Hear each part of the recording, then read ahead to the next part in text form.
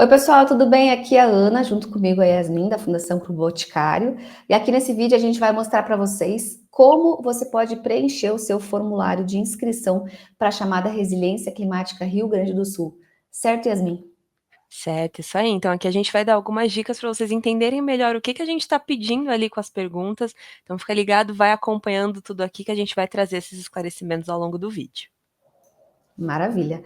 Então, bora lá, site chamada.tdsoluções.com.br. Então, acessando o site, você tem lá o botão de inscreva sua solução e já vai ter aqui as orientações para o formulário de inscrição, tá? Então, são 8 etapas que você vai precisar cumprir aqui, preencher essas etapas. Você não precisa preencher tudo de uma vez só, você pode ir preenchendo ela por partes. Então, inclusive aqui, ó, tem um botão para você baixar todas as perguntas que contém nesse formulário. Então, você baixa ali o Word, consegue ver as perguntas, consegue já ir escrevendo as respostas e depois de ter tudo preenchido, você vem aqui na plataforma e vai colando as respostas. Essa é a nossa recomendação que a gente traz para você. Então, você tem acesso antecipado aqui às perguntas que tem no formulário, tá? E aqui nesse vídeo a gente vai passar por cada um desses tópicos para trazer dicas para vocês de como que vocês podem fazer esse preenchimento. Mas a principal dica de todas que a gente traz para você é não deixe para a última hora. Já vai preenchendo aí, o prazo é até o dia 21 de março, que esse formulário precisa ser submetido dentro da plataforma. Combinado? Então, bora lá. Quero começar a minha inscrição. Então, quando você clica, eu vou deixar a tela maior aqui para vocês acompanharem, tá? Então, quando você clica, a primeira etapa que a gente tem ali é dados do líder. Então, você vai trazer aqui seu nome completo, você vai trazer aqui qual e-mail, né? Eu vou colocar aqui um teste só para você acompanhar aqui, ó, com a gente. Você vai colocar o número do telefone, então você vai preencher ali as informações. Aqui é muito importante, né, para você receber informações aqui da nossa equipe pelo WhatsApp, então se você concorda. Aqui você vai selecionar qual que é o seu estado, sua cidade, grau de instrução, aqui você vai preencher também, área de atuação, aqui o link do seu currículo, então você vai colocar lá, se você não tiver currículo online, você pode colocar teu LinkedIn. Aqui se você representa alguma instituição, né, por exemplo, representa aqui uma startup, qual é o nome, né, você coloca aqui pra gente também. E aí, se você concorda em receber aqui informações sobre outros eventos de inovação que a TEIA vai lançar. Clicou em salvar e continuar. E a partir desse momento, gente, a gente já salvou a sua inscrição. E aí é super importante você saber que nesse momento, quando você passa da primeira etapa, a gente manda no seu e-mail um link parcial da sua inscrição. Esse link, ele vai ser seu até o final. Então, é só clicar de novo naquele link que você sempre para aonde você estava preenchendo, tá? Então, fique de olho no seu e-mail, olha lá seu spam, porque você recebeu esse e-mail, tá? E aí a gente passa para a etapa 2, que são dados da equipe, e aqui é a mesma coisa. Você vai preencher lá o nome completo dos integrantes. Então, vou colocar aqui teste para vocês verem, só para a gente fazer a simulação. Vocês vão colocar mesmas informações que vocês preencheram do líder, e aqui tem um diferencial, descreva como esse integrante vai contribuir com a solução de vocês. E aqui um ponto também para destacar, gente, é que alguns campos têm limite de caractere, então aqui é fundamental que vocês se atentem a isso. Às vezes a gente escreve no Word, depois vem aqui para o formulário, cola aqui e a gente corta, tá? A plataforma, ela corta automático. Então, se tiver 350 caracteres, vai perder o final. Então, se certifique aqui que tá certinho.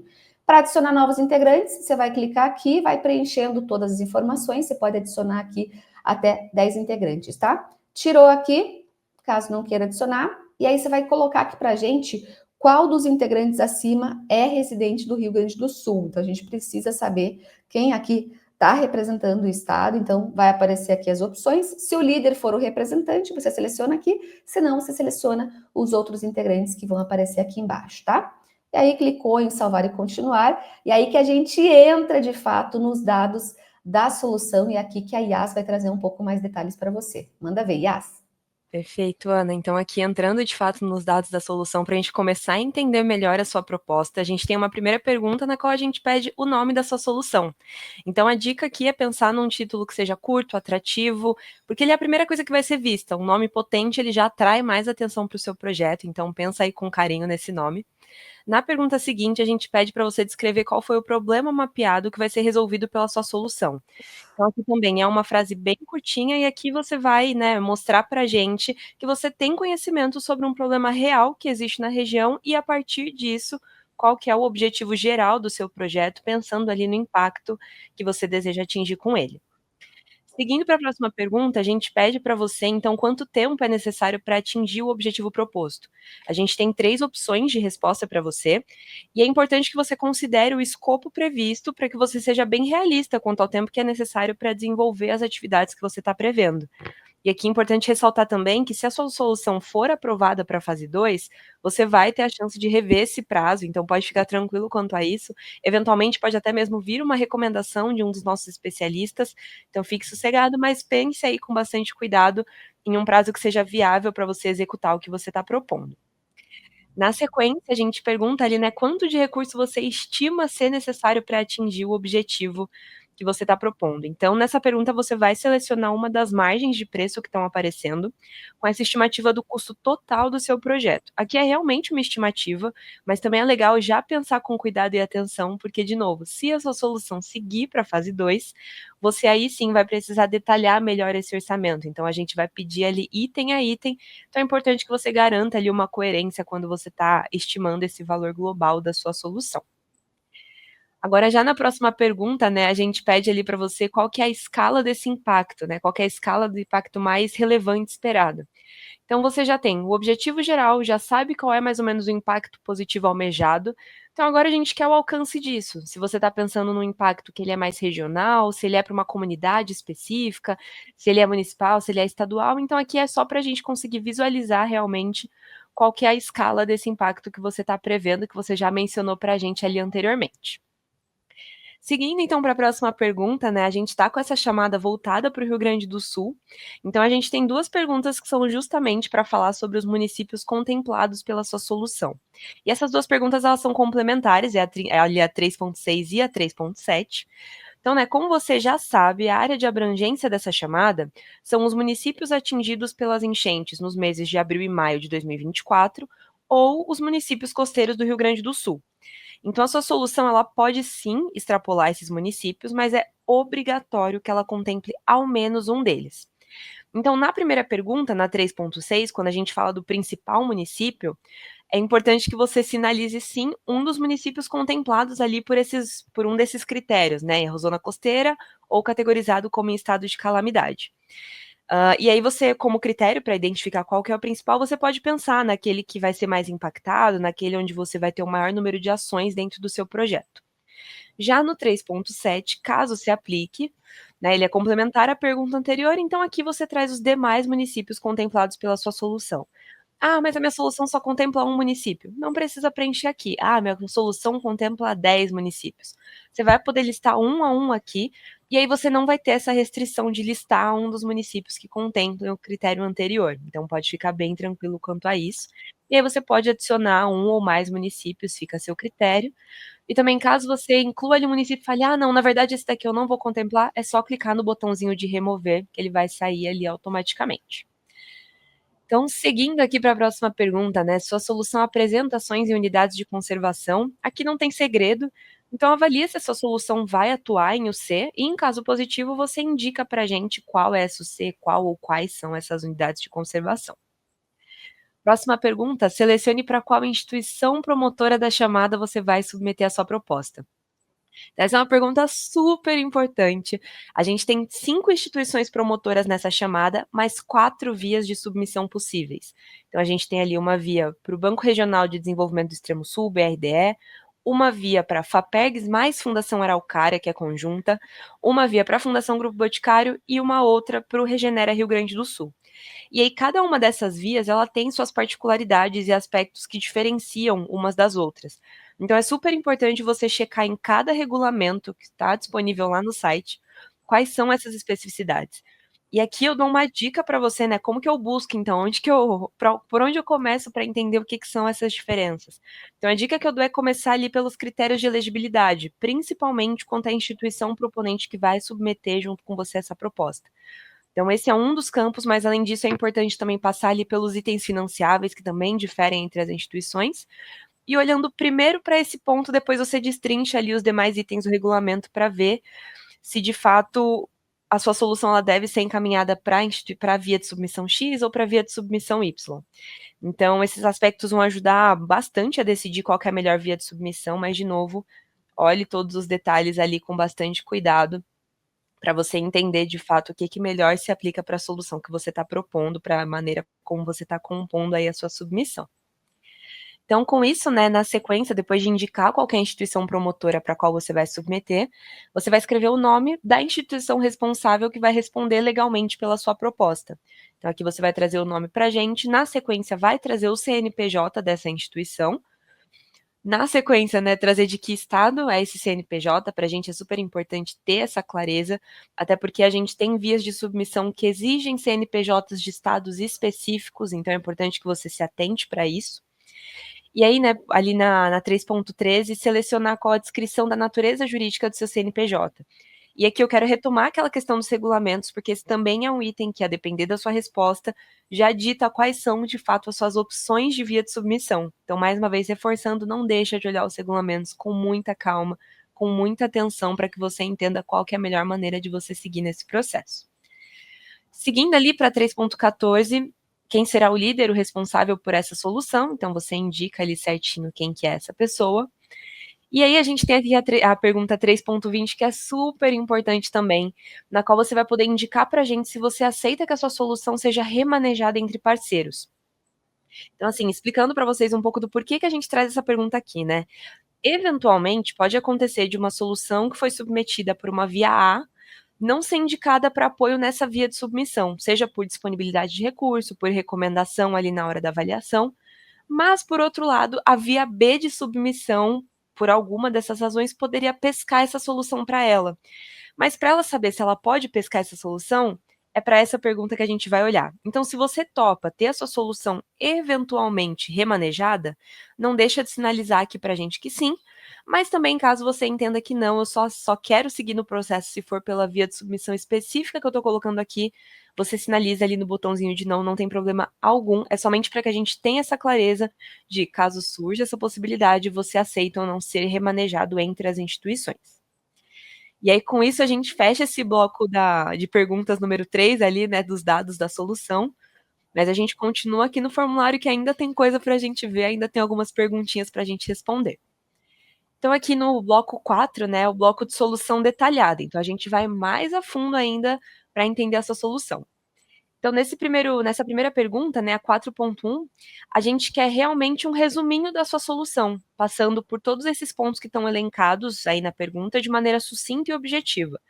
Qual que é o problema a ser resolvido, como você vai executar, qual que é o resultado esperado, qual que é o impacto da solução. A dica aqui é você trazer as informações de forma clara, de modo que qualquer pessoa que leia possa entender, ainda que seja em nível mais geral. Então, tragam as informações numa linguagem simples, acessível, pode deixar o academiquez de lado, e não se esqueçam que todas essas respostas que vocês preenchem nesse formulário, elas vão subsidiar a análise dos especialistas. Então, alguém que não está tão imerso na sua solução precisa entender o que está sendo proposto. Esse, então, em resumo, é o espaço para trazer um panorama geral da sua solução. Agora, seguindo para a próxima pergunta, né, de acordo com o objetivo geral que vocês apresentaram lá na seção 3, a gente pede para que vocês tragam os objetivos específicos da solução, e aí reforçando que, posteriormente, caso a sua solução seja selecionada para a fase 2, eles vão poder ser ajustados. Então, aqui nesse campo, quando a gente fala de objetivo específico, a gente quer entender as etapas necessárias para atingir aquele objetivo geral que você falou para a gente antes. Aqueles que você. Então, isso aqui vai ser a base para vocês construírem o plano de ação, de fato, da solução de vocês. Lembrando que aqui o número mínimo é de um objetivo específico, mas você pode acrescentar quantos quiser para compor aí a estrutura da sua solução, sempre garantindo, claro, a coerência técnica aqui do escopo que você está prevendo. E mais uma vez, escrevi aqui um objetivo, mas acho que não vou precisar. Clicou no botãozinho de remover, você apaga ele ali, só manter pelo menos um objetivo específico. Agora, indo ali para a pergunta 4.3, descreva brevemente como a solução proposta para o desafio escolhido vai trazer impacto, seja positivo, seja impacto positivo direto ou indireto, para a conservação da natureza. Então aqui, né, é bastante importante a gente reforçar, as entregas para a conservação da natureza são fundamentais para a gente. Então aqui nesse campo, a gente quer entender com mais detalhe quais são os impactos positivos que a sua proposta de solução vai trazer para a conservação da natureza. E aqui esse impacto ele pode ser tanto direto quanto indireto. Quando a gente fala de impacto direto, a gente está falando das entregas práticas ali que a gente vê com muita clareza para a conservação. Então, melhoria na qualidade do ar, regulação do clima, mitigação de efeito de ilha de calor, mitigação e adaptação a desastre natural, como por exemplo barreiras naturais contra tempestades, inundações. Então, esses são alguns exemplos que são um pouco mais diretos. E quando a gente fala de impacto indireto, a gente se refere àqueles que pretendem alcançar ou que dão um subsídio para um resultado direto. Então, a gente está falando, por exemplo, de apoiar e acelerar negócios regionais sustentáveis, fornecer subsídio para tomador de decisão quanto a ações de conservação. Esses são alguns exemplos que podem ajudar vocês aí a entender o que são, né, esses impactos diretos ou impactos indiretos. Agora, seguindo ali para a próxima pergunta, a 4.4, você já trouxe para a gente os impactos para a conservação da natureza, mas aqui a gente quer saber quais são esses impactos quando a gente fala de pessoas. Então, como a sua solução impacta positivamente a sociedade, as pessoas como um todo? Então, aqui você pode mostrar para a gente quem vai se beneficiar, qual que é a abrangência, se é algo mais local ou mais amplo, e como que se dá esse impacto. Então, aqui a gente está focando nas pessoas especificamente. Já na pergunta 4.5, a gente pede para você descrever o resultado e impacto que a sua solução vai trazer para o contexto da região como um todo, né, ao longo do seu desenvolvimento. Assim como o impacto que ela vai trazer pensando no pós-apoio. Então, aqui a gente quer entender o impacto que essa solução traz para a região, mas não somente durante o período em que a gente vai estar apoiando essa solução financeiramente a curto prazo, mas também como que vocês entendem que esse apoio se dá após o término do apoio financeiro, pensando a médio e longo prazo. Porque a gente quer que esse impacto positivo causado pela sua solução se estenda. Então, aqui é o campo, é o momento de você mostrar como é que isso acontece. Indo para a pergunta 4.6, aqui está um pouco mais intuitivo. A gente quer entender o grau de maturidade da sua solução. Não tem resposta certa ou errada, a gente só quer entender mesmo se ela está mais em fase de ideação, se ela está em crescimento, ou se ela já está num momento um pouco mais avançado, mais desenvolvida. E aí, a depender do momento em que ela está, a gente quer saber qual que é o próximo passo que você pretende dar com essa solução. Então, de novo, não tem certo e errado, a solução mais avançada, ela não é mais potente do que a solução que está em nível de ideação, a gente realmente quer ter um raio-x aqui para entender em que momento você está. Seguindo agora para a pergunta 4.7, aqui a gente quer saber se já existem parcerias envolvidas que vão contribuir de maneira direta, de maneira prática, para a execução da solução de vocês. Então, caso vocês tenham parceiros aí envolvidos que vocês já estão pensando, já estão articulando, a gente quer saber quem são esses parceiros, para que serve exatamente essa parceria. É importante que vocês destaquem também se esses parceiros são do Rio Grande do Sul. Então, aqui a gente reforça bastante isso, né? A gente torna obrigatória a participação de um membro do Rio Grande do Sul, a gente torna obrigatório que ao menos um município do Rio Grande do Sul seja contemplado, e aqui a gente reforça, né? É importante, vai ser um destaque para a sua solução ter parceiros do Rio Grande do Sul também. Então, a gente também quer entender se essa parceria já está formalizada, se ela envolve recurso ou não envolve. E aqui também, né, é importante destacar que aqui as parcerias não são aquelas que vão contribuir ali diretamente com a entrega, com a execução do seu projeto, né? Então, aquelas que têm um caráter mais de conexão, elas vão poder aparecer num outro momento ali, mas por hora são aquelas que estão bem diretamente relacionadas com a solução de vocês. Seguindo então para a próxima pergunta, 4.8, a gente quer saber se existem iniciativas similares à sua. E se sim, a gente pede para que vocês coloquem ali quais são as referências que vocês têm e como que a solução de vocês difere do que já existe. Então, aqui reforçando, né? A gente sabe que podem existir iniciativas semelhantes, a gente não tá pedindo que vocês reinventem a roda, mas a gente precisa entender qual que é o ponto que destaca a sua proposta, que torna ela diferente. Então, é para isso que a gente traz esse campo aqui para vocês preencherem.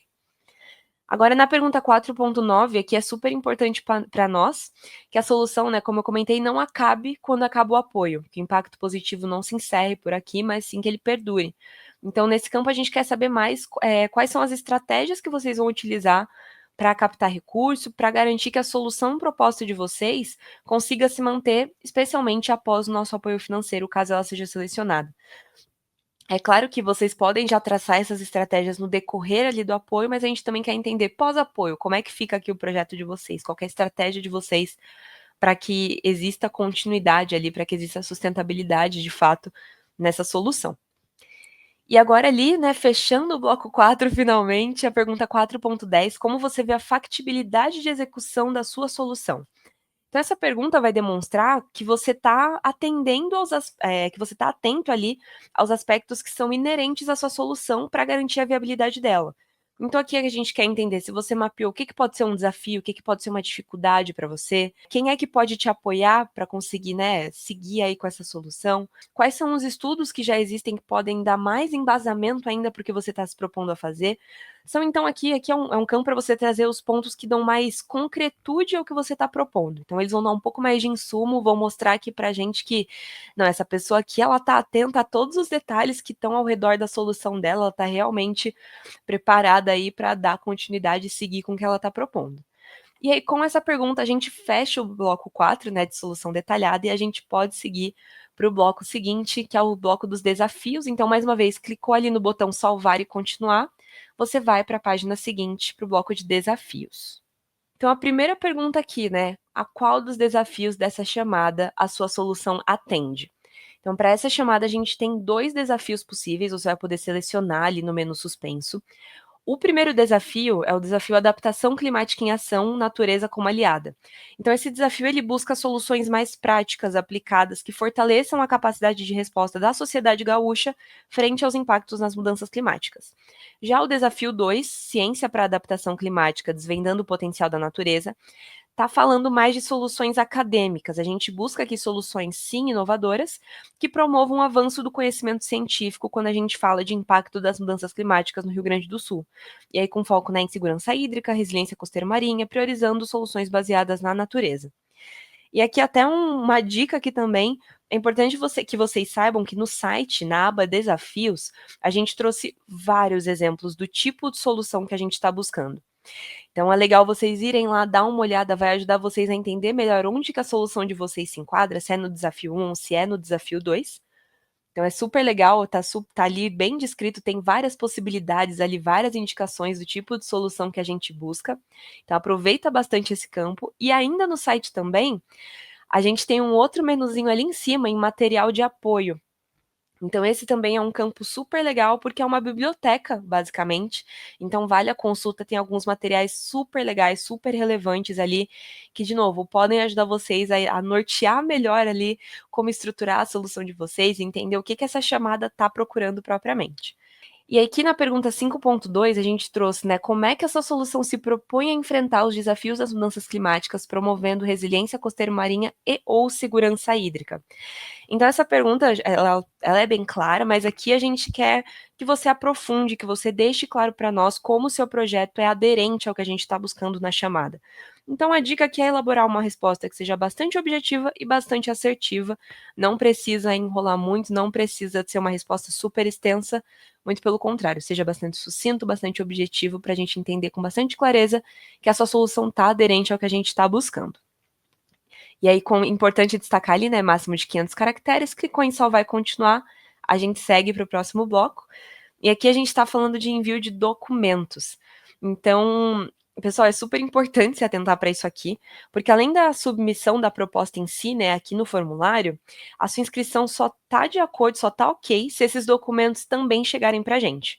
Então, enquanto você está trabalhando ali na construção da sua proposta, já prepara um tempinho para você criar uma pasta ali no Google Drive e inserir os documentos que são necessários de acordo com a via de submissão para a qual você está se inscrevendo. Então, de novo, tem diferença entre as instituições. Então, corre lá no item do regulamento Documentos para fase 1 e aí vê certinho o que é que essa via de submissão precisa. Subir os documentos no Drive, lembra de renomear para a gente saber a que se refere. Às vezes, ali na hora de baixar, o documento vem com uma sequência de letras e números aleatórios, então renomeia ali para a gente, vai te ajudar a entender se todos os documentos estão ali e vai ajudar a gente a encontrar os documentos certinhos. Então, é o cartão CNPJ, esse aqui é o RG, esse aqui é o comprovante de residência. Então, renomeia ali tudo bonitinho, isso ajuda você a mapear se está tudo ali. E aí, por fim, mais ou menos importante, não deixa de conferir se você liberou o acesso da pasta para que qualquer pessoa com link possa ver, senão a gente não consegue acessar seus documentos. Então, um detalhezinho ali é só deixar o acesso como leitor, mas às vezes na correria a gente acaba deixando passar batido, então não esquece desse item, lembra ali de colocar, às vezes até quando você já está começando a pôr o documento, libera o acesso primeiro, depois você continua a incluir os documentos ali dentro. Então, super importante esse ponto, e de novo, podem existir documentos diferentes para cada uma das vias de submissão. Volta no regulamento, e tem documentos para fazer um e veja certinho o que, que a sua via de submissão exige como documentação. E aí, mais uma vez, clicou no botão salvar e continuar, você segue para a próxima sessão. E aqui eu já falei muito, então agora eu vou passar para a Ana contar para a gente como é que funciona essas duas últimas etapas, esses dois últimos blocos, para a gente realmente finalizar aí a submissão simplificada da nossa proposta. Tá contigo, Ana. Perfeito, Yas. Então a gente teve ali, né, a parte toda escrita do seu projeto e agora você vai ter a oportunidade de falar sobre ele. Então, para isso, a gente quer que vocês façam uma apresentação desse projeto. Então, uma apresentação de slides. Você pode fazer essa apresentação no PowerPoint, no Google Slides, no Canva, aonde você quiser, mas você vai salvar essa apresentação em PDF e você vai subir ela aqui dentro da plataforma, porque você vai gravar o seu pitch. Pitch nada mais é que uma apresentação. Então, inclusive, a gente tem aqui, ó, dicas de estrutura de pitch, que ao clicar você tem ali, ó, itens que são fundamentais para você construir teu pitch, né? Fazer a introdução, o problema, a proposta de solução, parceiros envolvidos. Então, aqui a gente te traz já uma dica de como que você pode montar o seu pitch, a estrutura dos seus slides.